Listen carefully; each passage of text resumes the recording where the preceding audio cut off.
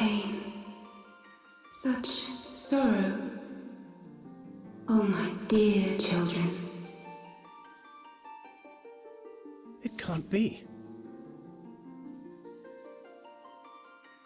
Mother Heidelin, hearken unto your children's plea. From two worlds do we gather, and from two worlds do we offer a bounty of light. In this desperate hour we do beseech your intercession. We beg an audience with the word of the Mother, with your chosen Minfilia.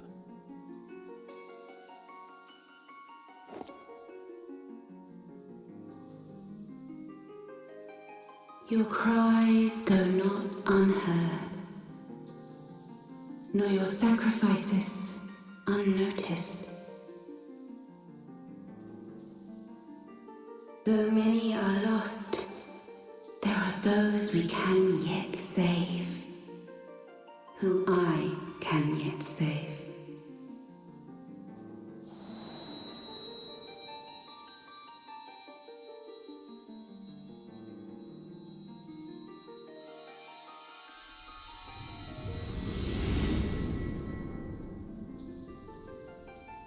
Minfilia.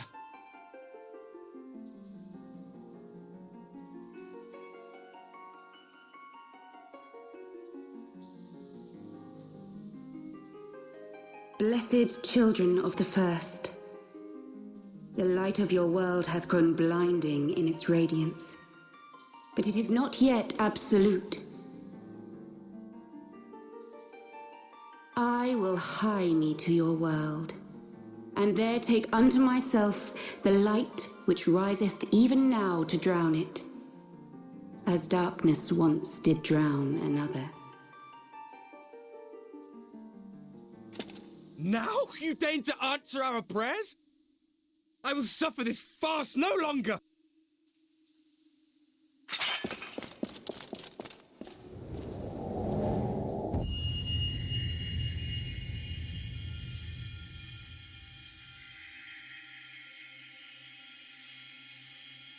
As the Ascians must serve as instruments of Zodiark's will, so too must others carry out the will of Heidelin. But for the boon you have granted her, she has grown strong enough to set me free, that I might serve as her emissary. Your suffering, your sacrifice, your supplications, she has heard all. We will not let the first fall to light.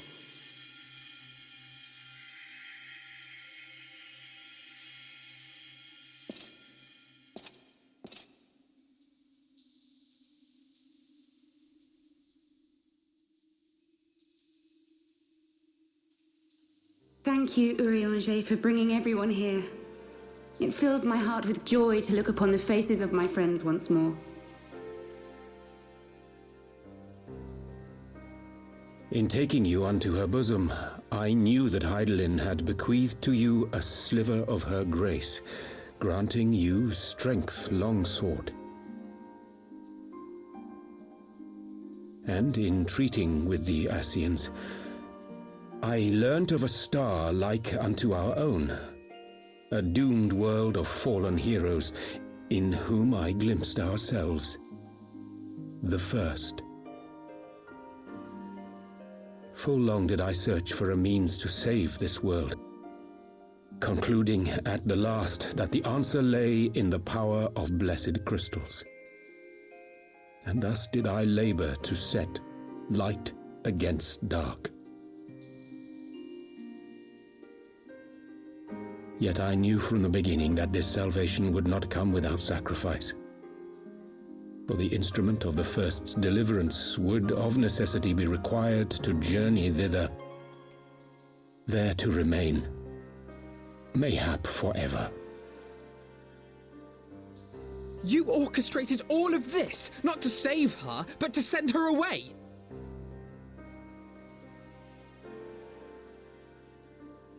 One life for one world. Such was the bargain, and you the coin, though it were not mine to spend.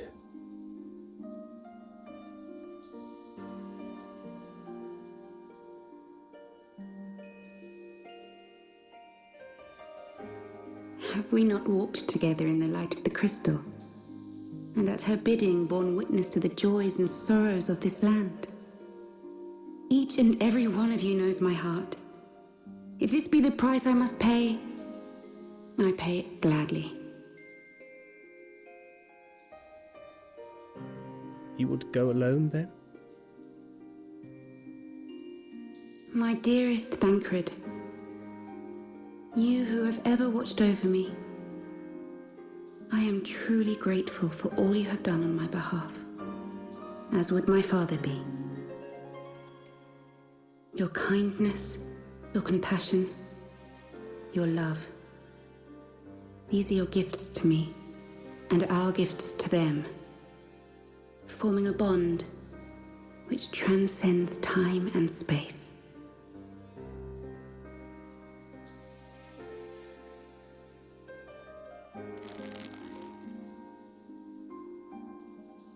Sometimes I forget you are not the child I once knew. Make me proud.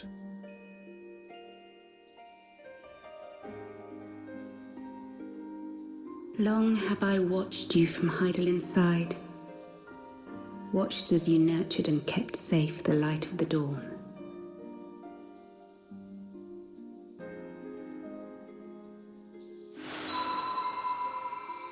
The dark recesses of the world hide untold secrets and dangers. Thus do I entrust to you, Ffxiv. I pray you, keep to the path that you may never have need of it.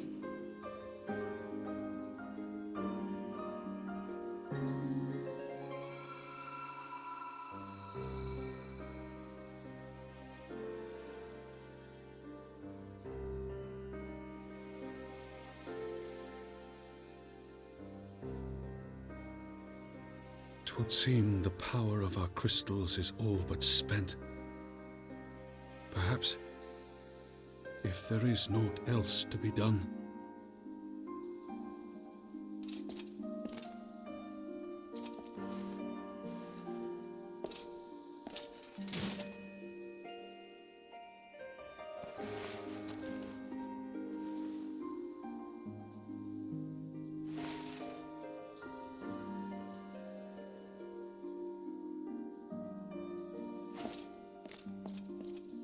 Hear me, servant of Heidelin. If you would have us place our trust in you, then I would ask a favor. Take us with you. Take us home.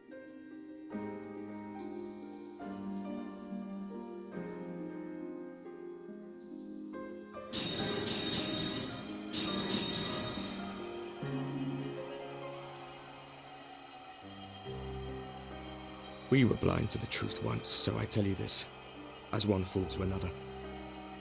Light, dark, it doesn't matter. What matters is how you choose to use them. We made our choice and you see what came of it, so please, forge a different path. Seize a better fate.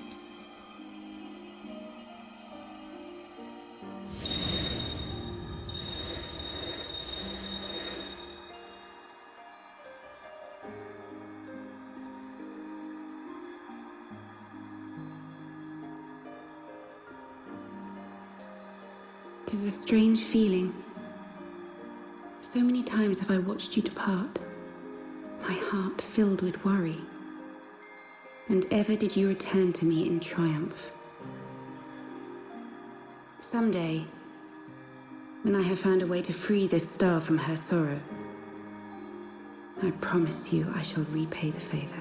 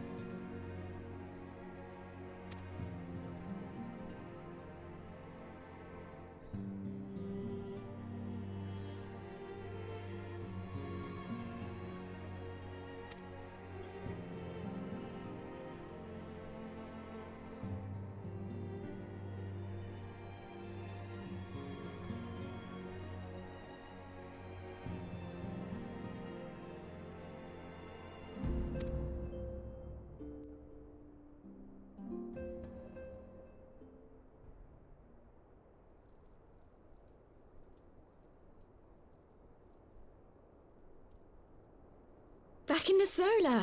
It's been too long since we were all together like this. Not since after Minbreda.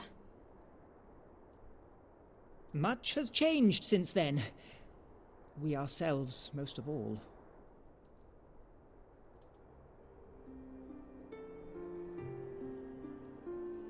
Though not all who were lost could be gathered here today, we may take comfort in the knowledge that those who are not are carrying on the fight. While I am grateful to our friends in the north for their hospitality, it isn't half good to be back. But, as Papalima rightly said, much has changed since we last stood here. The Scions of the Seventh Dawn are not as they once were, nor should we be. Our travels in the north brought us into contact with a host of fine and generous people, and their selfless deeds serve to show me that it is not lofty causes that should inform our actions, but our hearts. And I hope that the Scions might continue in this manner, as individuals driven by individual principles. Provided we all sincerely desire to work towards Eorzea's salvation, I believe the paths we follow to achieve it need not, and should not, be dictated by any single ideal. Companions bound by a common purpose, free to go whither they will. The idea is not without merit. Very well. I shall resume my research of the primals and the elder gods of Eorzea. Should anyone have need of my findings, you need only ask. I should be glad of your continued assistance. Well, my main purpose in coming here was to see the signs of the Seventh Dawn restored and my dear friend found. Nevertheless, having involved myself in your struggles, I feel compelled to see them through to the bitter end. For Minfilia's sake. That is, if there are no objections.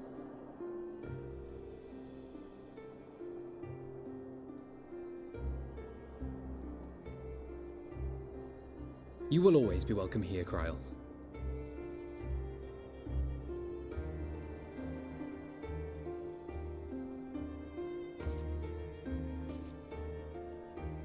Urianger, can we trust you to carry on your investigation of the Ascians as before?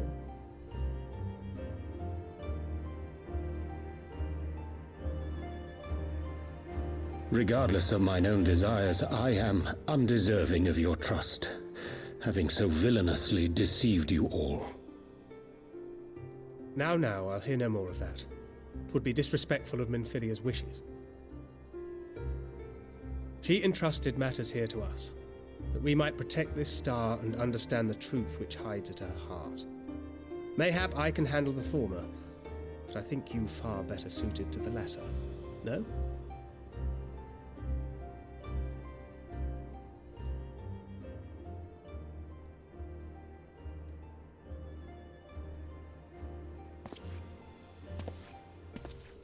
Very well. Then out of love for my Lady Minfilia and Moonbreeder both, this shall be my solemn charge. Papalimo and I should probably return to Thanalan to keep an eye on the Resistance. There's still the matter of the Griffin and the Amalja, not to mention the new Imperial Viceroy. That little lot must be worthy of our attention, right?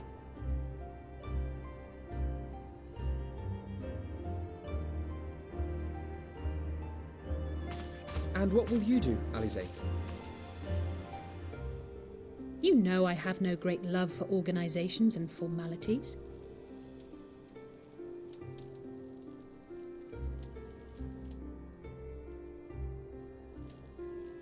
That being said, this new approach you propose is not wholly objectionable, and we've always got him to keep us from bickering.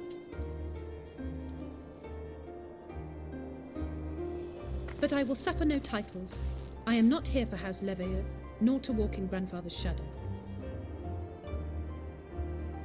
Upon that point, we see eye to eye. If it please you, you may think of me as but another comrade in arms.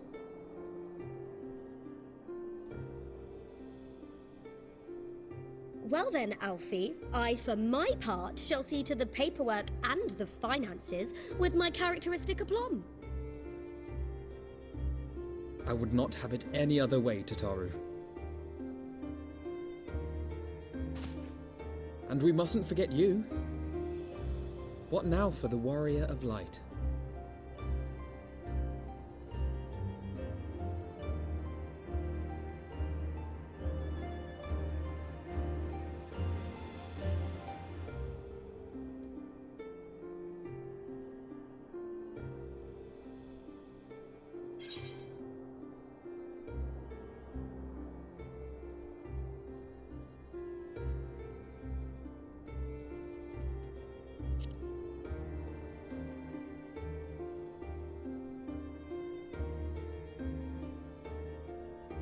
Indeed.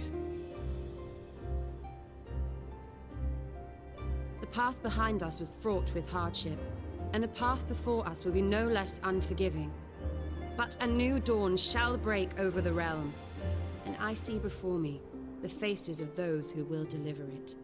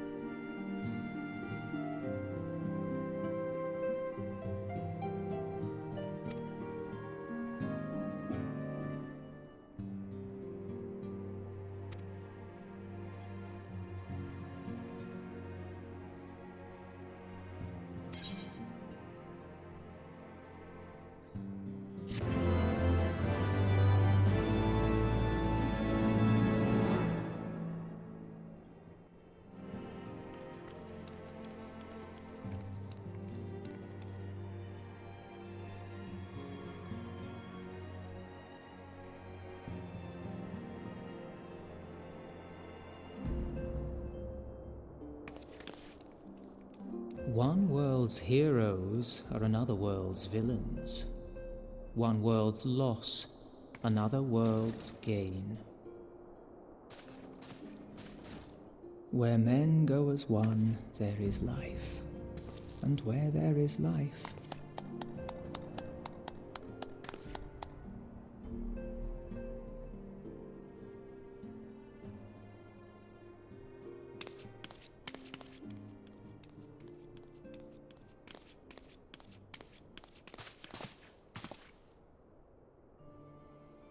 My friends, if I may, I would ask that you entrust Ffxiv to me.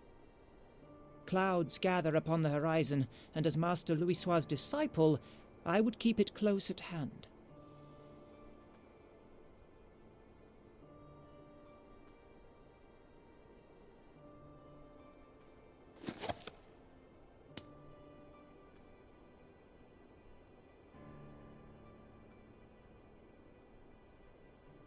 Thank you.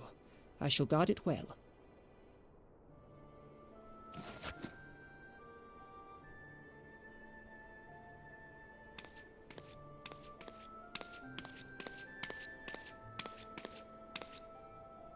There is cause to hope.